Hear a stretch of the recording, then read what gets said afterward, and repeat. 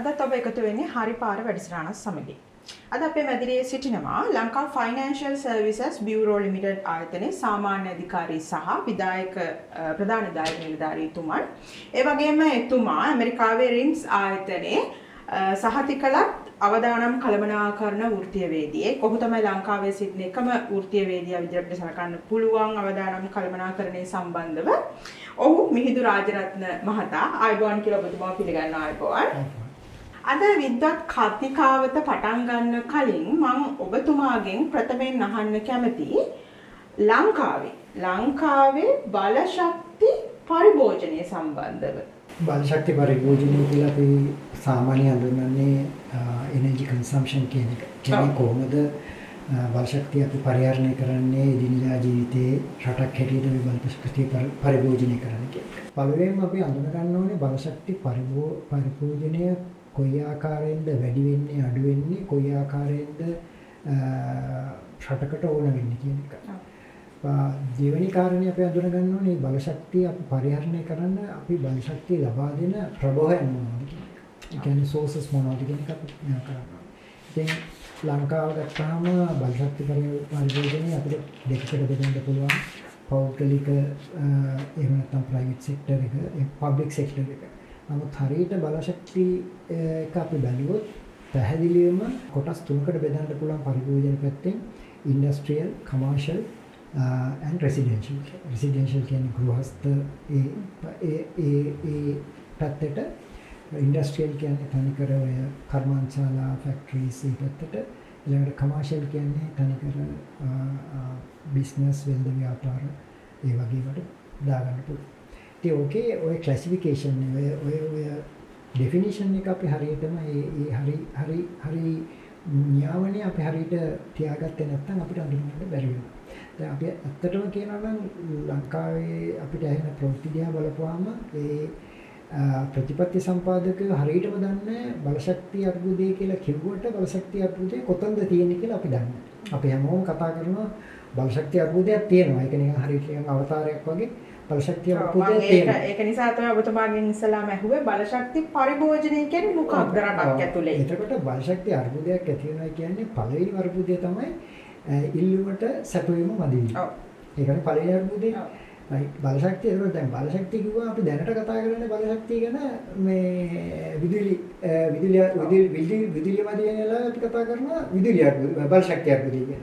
ඒතකොට අපි කල්පනා කරන්නේ බලශක්තිය අර්බුදය කියන්නේ විදුලිය කියන්නේ ඒකේ කොටසක් කෙනෙක් කල්පනා කරන්නේ. නමුත් ඊට පස්සේ මේ කොහේ හරි මැද පෙරදිග ප්‍රශ්නයක් වුණාම අපිට ඉන්ධන ගෙන්න ගන්න බැරිනවා ඊට පස්සේ කතා කරනවා බලශක්තිය අර්බුදයක් කියලා. ඒතකොට ඒක අපි ඒකට දෙන යෝජනා හා විසඳුම් ඔක්කොම ඉන්ධන පැත්තේ විතරයි. නමුත් බලශක්තිය කියන්නේ ඊට වඩා පුළුල් දෙයක්.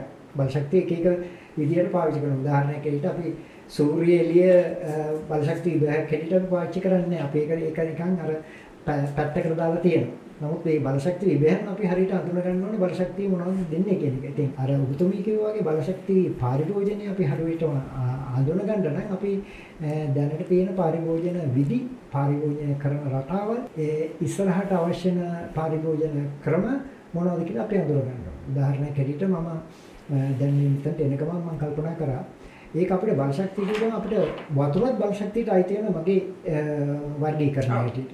දැන් උදාහරණයක් ඇරෙට රාජගිරිය කියන ප්‍රදේශයේ අවුරුදු 20කට කලින් ඒකේ තිබුණ ගෙවල් ප්‍රමාණය, ඒකේ තිබුණේ වෙළඳසල් ප්‍රමාණය, ඒකේ තිබුණ පාරවල් ප්‍රමාණය ගත්තාම හරි පොඩි. එතකොට අපි හිතමු වතුර මෙච්චර ගාණක් තියෙනවා, වතුර මෙච්චරයි ලීටර ගාණක් අපි සප්ලයි කරන්නේ, විදුලිය ඒකක මෙච්චර ගාණක් පරිභෝජනය කරන්නේ.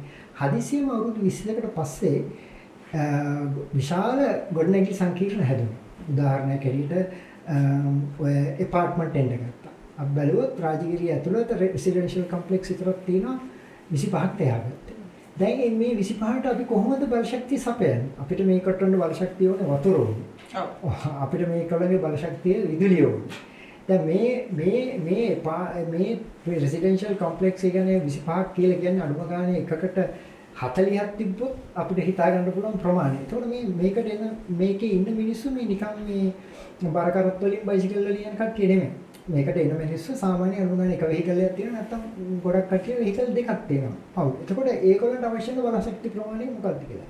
අන්න එහෙමයි අපි බලශක්ති පරිභෝජනය කියන්නේ හරි විග්‍රහයක් එන්න ඕනේ. නැතුව දැන් තියෙන මීටරේ බලලා සංඛ්‍යාලේඛන දෙපාර්තමේන්තුවේ මේ හිස්ටොරිකල් ෆිගර්ස් බලලා ඒ කියන්නේ පරණ ෆිගර්ස් බලලා මේක තමයි අපිට මෙච්චර 10% ફોකාස්ට් එකක් දෙනයි කියලා අපිට කියන්න බෑ.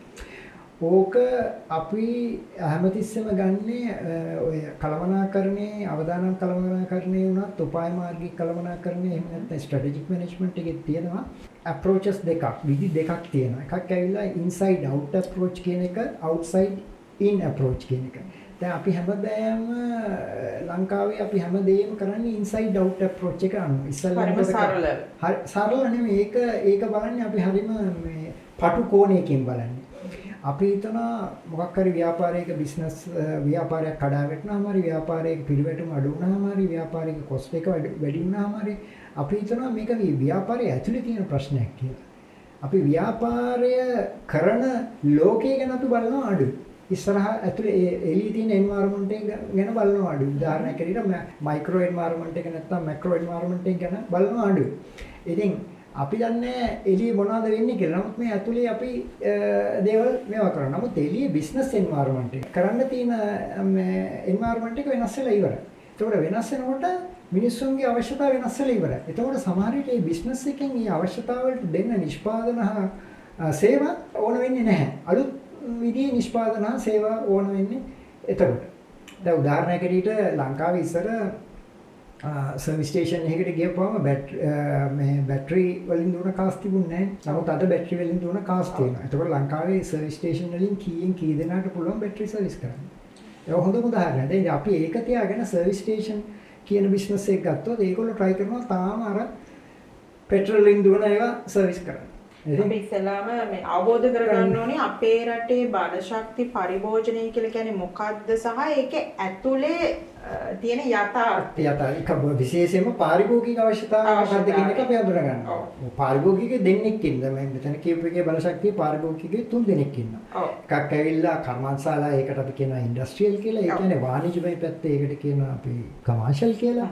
ඊළඟට ගෘහස්ත කිව්වහම රෙසිඩෙන්ෂල් කියනවා. දැන් බලන්න රෙසිඩෙන්ෂල් දැන් අපි බාධා කිරීමක් කරනවා. අපි ඇත්තටම මට පේන විදිහට අපි ගොඩක්ම අවධානය යොමු කරන්නේ මේ ගෘහස්ත කියන පරිචයට විතරයි නේද? ඇත්තටම. ඒක තමයි ගෘහස්ත කියන පරිචයටත් අපි අවධානය යොමු කරන්නේ. අපි හැමදාම හිතාගෙන ඉන්නේ මේ ගෘහස්තයක් කියලා කියන්නේ මේ ලයිට් බල්බ් 6ක් විතර තියෙන එක කාමරයක් තියෙන සාලයක් තියෙන එක ටීවී එකක් තියෙන මේ ගෘහස්තය තමයි අපි තාම. ඒකත් අපි හරියටම ඩිෆයින් කරලා නිර්ණායකයක් දීලා නැහැ. දැන් අපි ඒ ගෘහස්තය අපිට දකින්න පුළුවන් වෙන්නේ 1978 ඉස්සෙල්ලා. 1977 ඉඳලා 1990 වෙනකොට ඒ ගෘහය පරිණාමණය වෙලා තියෙන වෙනම ලෙවල් එකකට. වෙනම තත්වයකට පරිණාමණය වෙලා තියෙන. ඒක කාමර දෙකක් දක්වා ලොකු වෙලා තියෙනවා. ඒකේ තියෙන ඉඩම ප්‍රමාණයෙන් අඩු වෙලා තියෙනවා.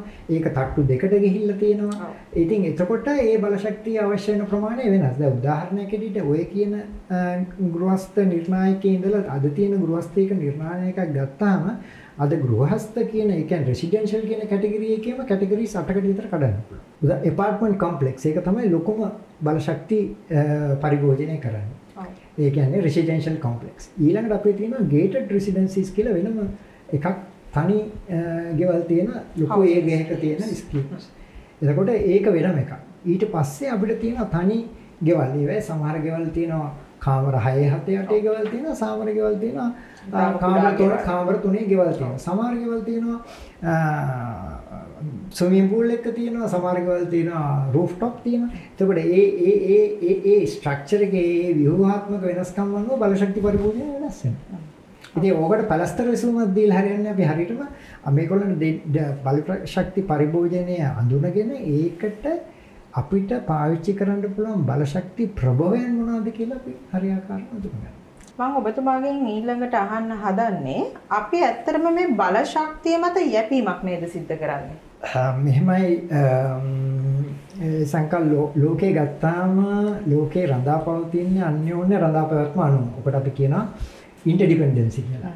දැන් අපිට වෙලා තින්නේ අපි පාවිච්චි කරන සීමිත බලශක්ති ප්‍රභවයන් මත ඕවර් ඩිපෙන්ඩන්සි.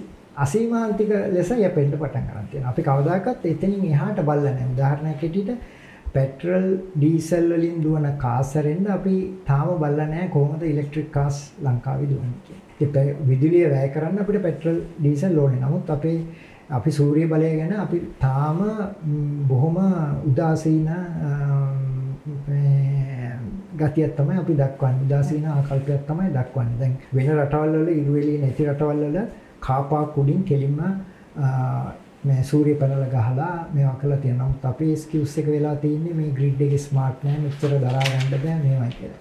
ඒ මොකද අර ඒකෙන් වෙන්නේ අපි මොකද කරන්නේ බලශක්තිය මත මේ එක් බලශක්ති ප්‍රභාවයක් මත රඳා පවතින තියෙන. උදාහරණයක් විදිහට ගරු අභාවප්‍රාප්ත ගාමිණී දිසානායක මහත්තයා 1979 ඔය බලාගාර ටික හදලා ඉවරනාට පස්සේ යා පළවෙනි කතාවේදී කිව්ව එක තමයි පාර්ලිමේන්තුවේදී මම ඔබතුමන්ලට අවුරුදු 5කට බලශක්ති පරිභෝජනය සඳහා සූදානම් කරලා ඉවරයි. එතනින් එහාට ඔබතුමන්ලා බලා ගන්නවා. දැන් අපි අහන්න ඕන ප්‍රශ්නේ එතනින් එහාට රටක් වශයෙන් අපි මොනවද කරේ කියන එක. එතනින් එහාට අපි බලපුවාම බලශක්ති එතුමාගෙන් පස්සේ අපි බලශක්ති ප්‍රභයන් එන අපිට ජල විදුලිය අපි නිපදවලා තියෙන්නේ බලාගාර 6ක් නැත්නම් 7ක්. අන්තිමට අපි ගල්අඟුරු බලාගාරය හැදුවා. ඒ ගල්අඟුරු බලාගාරය හැදුවේ නැත්නම් අද කොළඹ තියෙන බලශක්ති පරිභෝජනයේටවත් අපිට මේවා කරගන්න බෑ. ඔව්. ඉතින් ඒ අර ඔයා කියපු උත්තරයට අපි වෙලා තියෙන්නේ දැන් එක ප්‍රභවයක් උඩ අපේ මුළු ඉල්ලුමම අපි සපයන්න ගන්නවා. එතකොට අර ඔයා කියන අර ඕවර් ඩිපෙන්ඩන්සි වැඩිපුර යැපීමක් සිද්ධ වෙනවා. ඔබතුමා මේ මතු කරා මෙතන කාරණා දෙකක්. එකක් තමයි සෝලර් එනර්ජි සම්බන්ධව සහ ගල් අඟුරු. දැන් මෙතනදී මම අහන්න කැමතියි දැන් අපි ඉස්සලඟ ගමු ගල් අඟුරු. දැන් මේ දවස්වල නිරන්තරයෙන් කතා බහට ලක් වෙනවා මේ බාල ගල් අඟුරු සම්බන්ධව. දැන් ඒක කියනවා ගිවිසුම් වෙනස් කරලා දැන් බාල ගල් අඟුරු වෙන්නේ. දැන් මෙතන අපිට පේන විදිහට ඇත්තටම ඉස්සරහට ලොකු ප්‍රශ්නයක් එන්න පුළුවන්. විදුලි බිල වැඩි වෙන්න පුළුවන්. සහ ඒ වගේම අනිත් පැත්තෙන් පරිසරයට මේක ලොකු හානියක් වෙන්න පුළුවන්. මොකද નિયમિત ප්‍රමිතියකින් කොහොමත් ගල් අඟුරු කියලා කියන්නේ පරිසරයට යම්කිසි හානියක් සිද්ධ වෙනවනේ. එතකොට දැන් මෙතන નિયમિત ප්‍රමිතියකුත් නැහැ කියලා කියන්නේ බාල ගල් අඟුරු වලින් පරිසර හානිය තවත් වැඩි වෙන්න පුළුවන්. ඒක අර හිතන්නේ නිකන් తాවකාලික දෙයක් විදිහටනේ. ඔබතුමා අර ගල් අඟුරු සහ විදුලිය සම්බන්ධව යම්කිසි මතයක් දරනවද? මොකද්ද ඒ සම්බන්ධව කරන්න තියෙන පැහැදිලි කිරීම? ඕකේ ඔය මතයට එන්න ඉස්සෙල්ලා යම් සාධක අපිට අවශ්‍යයි පරීක්ෂණ කරලා ඒකේ සාධක අවශ්‍ය දැනට අපිට තියෙන්නේ තහවුරු නොවු සාධක මේ ගල් අඟුරු තොගය ක්වොලිටි එකෙන් බාරයි ඉස්සරගෙන ආපු ගල් අඟුරු තොගය ක්වොලිටි එකෙන් වැඩි කියන සාධකය මේ සමාජ මාධ්‍ය විසින් මතු කරන සාධකය විතරයි තියෙන්නේ. නමුත් අපේ රාජ්‍ය ආයතන වගකීම් යුතු රාජ්‍ය ආයතනයක් කවදාකවත් පරීක්ෂණ පවත්වලා මේක තමයි ගල් අඟුරු බැච් එක මේකෙන් අපිට ඇතිවෙච්ච පරිසර හානිය මෙච්චරයි මේකෙන් ඇතිවෙච්ච විමෝචනය මෙච්චරයි මිෂන් එක මෙච්චරයි මේකෙන් ඇතිවෙච්ච අවදානම් මෙච්චරයි මේකෙන් අපි විමෝචනය කරපු කාබන් ඩයොක්සයිඩ් මෙච්චරයි කියලා කවදාකවත් අපි ඇනලිසිස් එකක් කරලා නැහැ. ඒ ඇනලිසිස් එක අපි කරලා නැහැ. අපි මොකද අපිට ආලයිට් හම්බුණානේ ඉතින් එහාට අපි ඒක තමයි.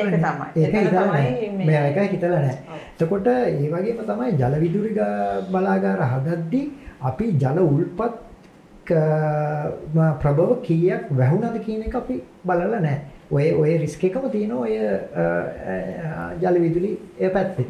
දැන් වහිනකම් අපි බලාගෙන ඉන්නවා ලයිට් එන්න. වහිනකොට අපි හැමදාම කෑ ගහනවා මේ ලයිට් අඩුවෙන් පාවිච්චි කරන්න ලයිට් අඩුවෙන් පාවිච්චි කරන්න. නමුත් ඒකට ප්‍රභවයක් අපි දීලා නැහැ. උදාහරණයක් හැටියට දැන් ඔය කොළඹ තියෙන බිල්ඩින් උඩ ඔක්කොගෙම නියමයක් දැම්මනම් ওই බිල්ඩිමේ අවශ්‍ය රැයට පත්තු කරන ලයිට් ටික ඔක්කොම සූර්ය බලෙන් දුවන්න ඕනේ කියලා ඒකට අවශ්‍ය පහසුකම් ස්මාර්ට් ග්‍රිඩ් එකේ අපි හැදුවනම් අපිට අද මෙච්චර බලශක්ති ප්‍රශ්නයක් නැහැ. අර කියන ඩිපෙන්ඩන්සි එක නැහැ. රඳා මේ යැපීම නැහැ. හොඳේ යැපීම නැහැ.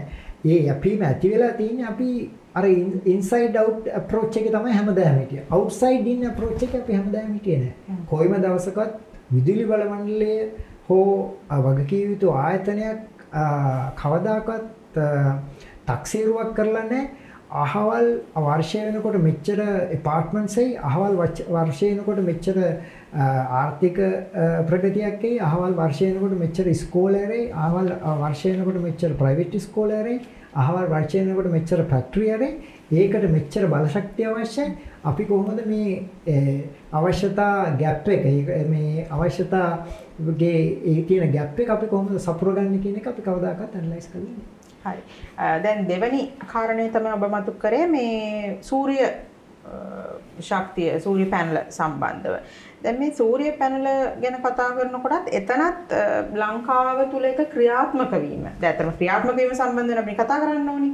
ක්‍රියාත්මක වීම අතින් ගත්තොත් එතනත් ඔබතුමා මොකක්ද දකින්නේ? දැන් ඔය සම්බන්ධයෙන් මම ඉස්සල්ලාම කැමති යම් ප්‍රවේශයක් ලබා ගන්න මෙන්න මේ විදියට. දැන් ලෝකයේ ඉස්සරහට යනකොට යම් ව්‍යාපාරික අවස්ථා ඇති වෙනවා නැති වෙනවා යම් රැකිය අවස්ථා ඇති වෙනවා නැති වෙනවා. දැන් උදාහරණයක් හරියට කම්පියුටර් එකේ වර්ඩ් ප්‍රොසෙසර් එක එනකොට ටයිපිස්ට්ලාගේ ජොබ් ගොඩක් නැති වුණා.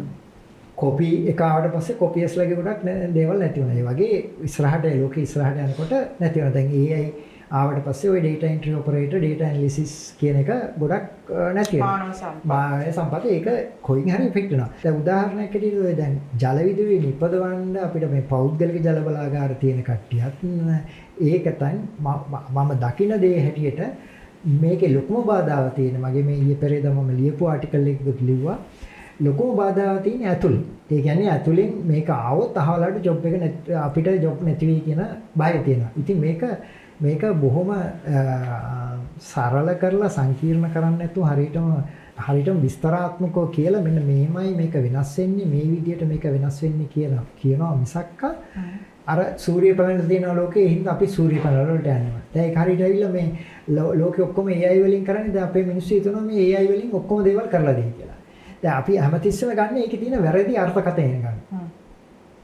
wrong interpretation එක ගන්න. අපි සූර්ය පැනල වලට අපිට තියෙන බාධාවන් දෙකක් බාධාවන් තුනක් තියෙනවා. එකක් තමයි අපිට නීතිමය බාධාවන් තියෙනවා. ඒ නීතිමය බාධාවන් ඉවත් කරන්න අවශ්‍ය නීතිමය ක්‍රම සම්පාදනය නැහැ. මට උදාහරණයක් විතර කියන්න එක කියන්නේ නීතිමය බාධාවට දැන් උදාහරණයට මම දන්නවා සූර්ය පැනල ආපොලුත ඔක්කොම එක එක සමාගම් හතු පිපෙනවා වගේ ඇවිල්ලා සූර්ය පැනල ඉන්ට්‍රොඩියුස් කරලා දුන්නා. දැන් මම මේක මම දන්න ඉංජිනේරු මහතුරු කීප දෙනෙක් ඉක්මනට මම මේක ඇහුවා.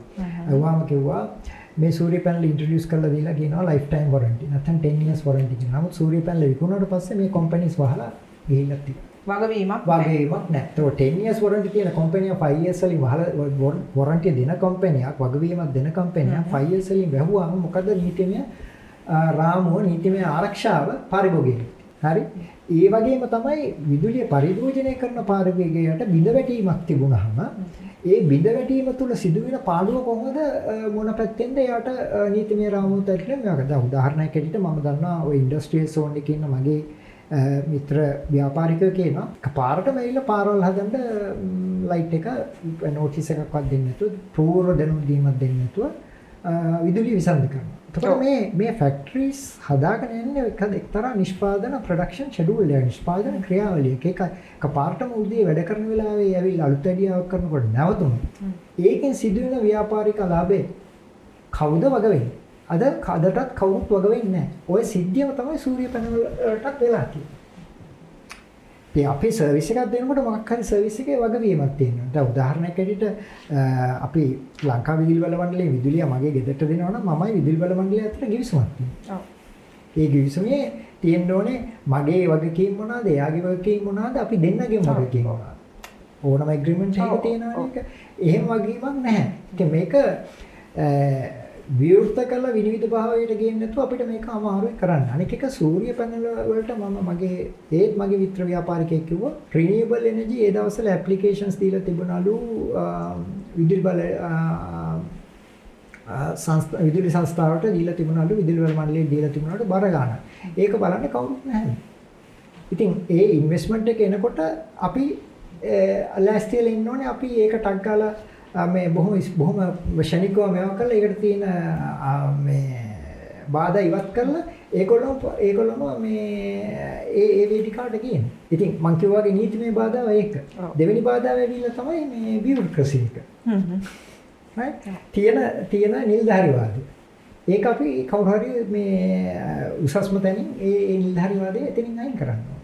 දෙවෙනි කාරණේ තමයි ජනතාවට තමන්ගේ විදුලිය උත්පාදනය කර ගැනීමට අවසර දෙන්න.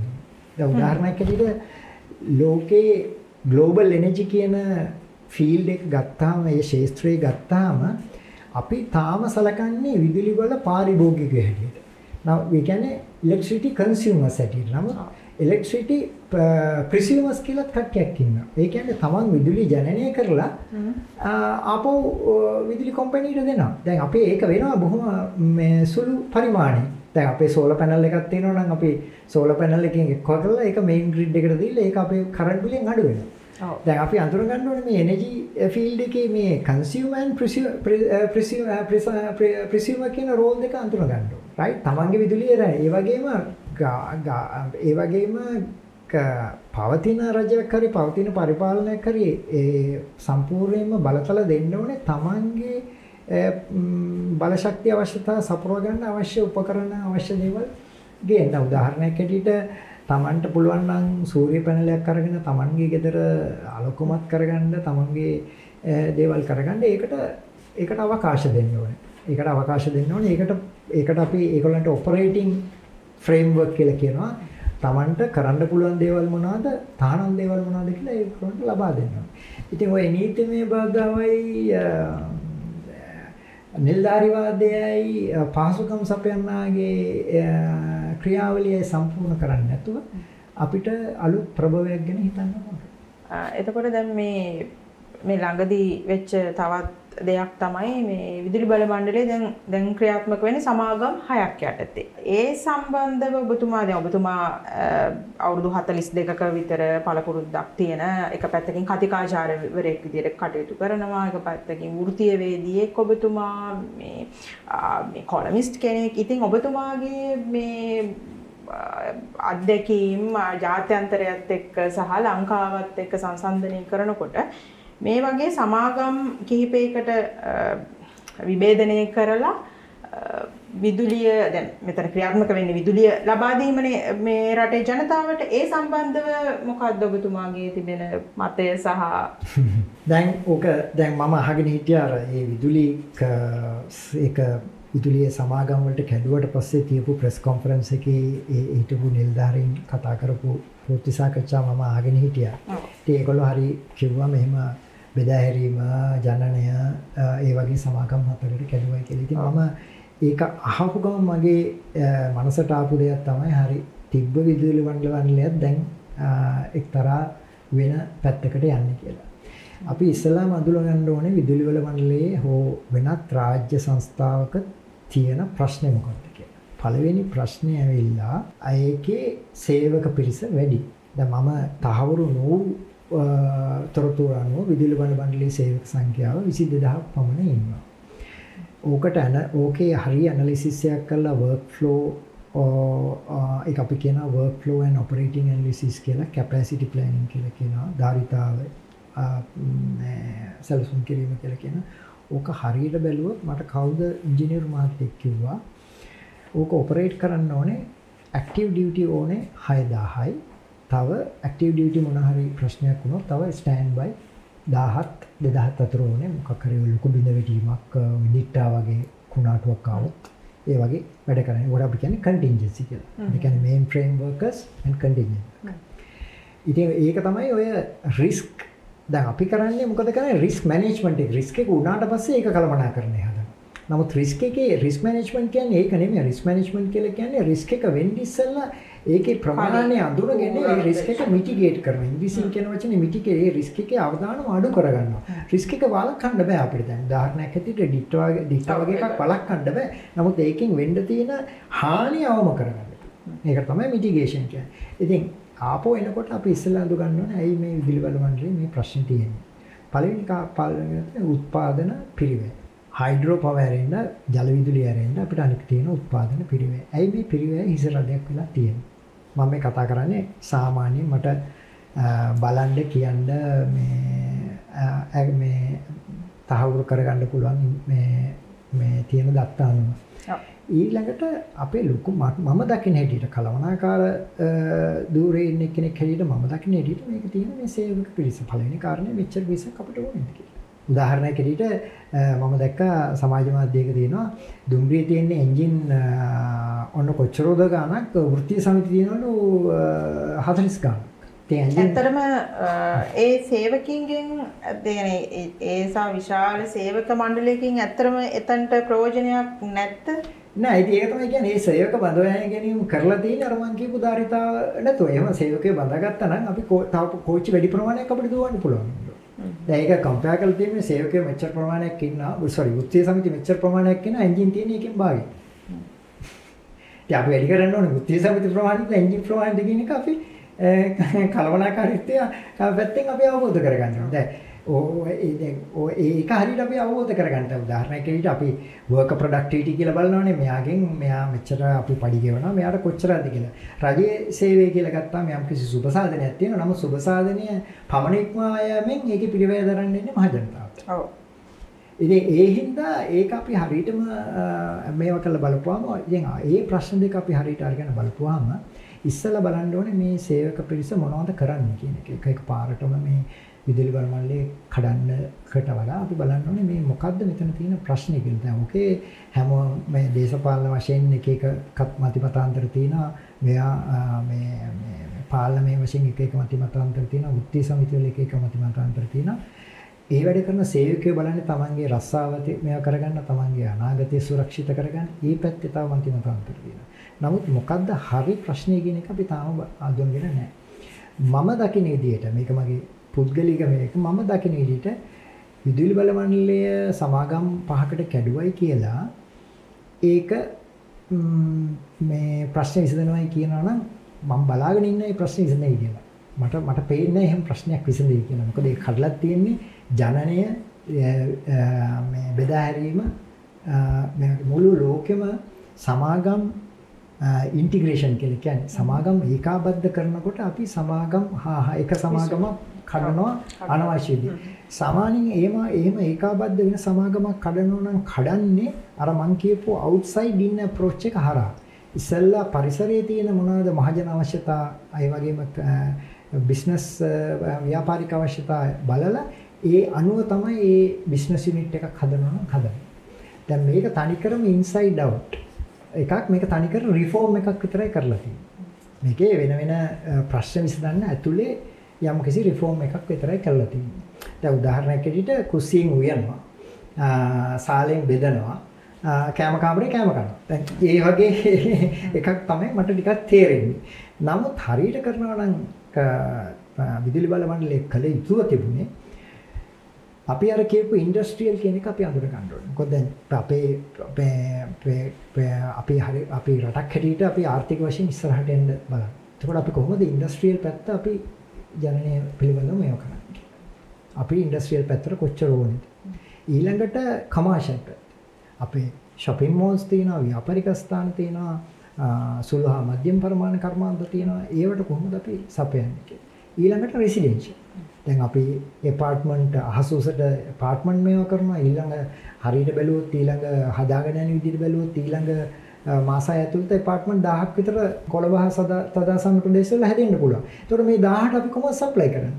දැන් ඔය පැන නගින අවශ්‍යතා දිහා බලලා අර කරපු සමාගම් 5කට කඩපුවාම මට විතරක් නෙමෙයි ඕනම සාමාන්‍ය ස්ථානෝචිත ප්‍රශ්නාවක් තියෙන මිනිස්සුන්ට තේරෙනවා මේක නොගැලපෙන්නේ.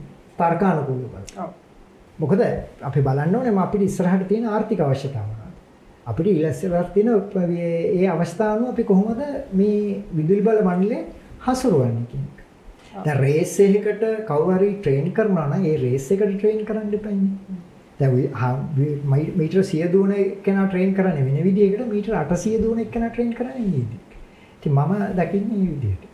ඉතින් ඒකේ නොගැලපීමක් තියෙනවා. ඇත්තටම අද දවසේ අපි කතා කරේ ඔබත් එක්ක බලශක්ති පරිභෝජනය සහ ලංකාවේ බලශක්ති පරිභෝජනය සහ ඒ ආශ්‍රිතව වර්තමානයේදී පැන නැගිලා තියෙන ගැටලු සම්බන්ධව. ඉතින් ඒ සම්බන්ධව කතා කරන්න අද අපේ මැදිරියට පැමිණි මිහිඳු රාජරත්න මහතාට බෙහෙවින් ස්තුතිවන්ත වෙනවා. ඒ වගේම තවත් වැඩසටහනකින් ඔබව යලි මේ හමු වීමට බලාපොරොත්තු වෙනවා. අපේ වැඩසටහනට ඔබටත් බෙහෙවින් ස්තුතියි. ආයුබෝවන්.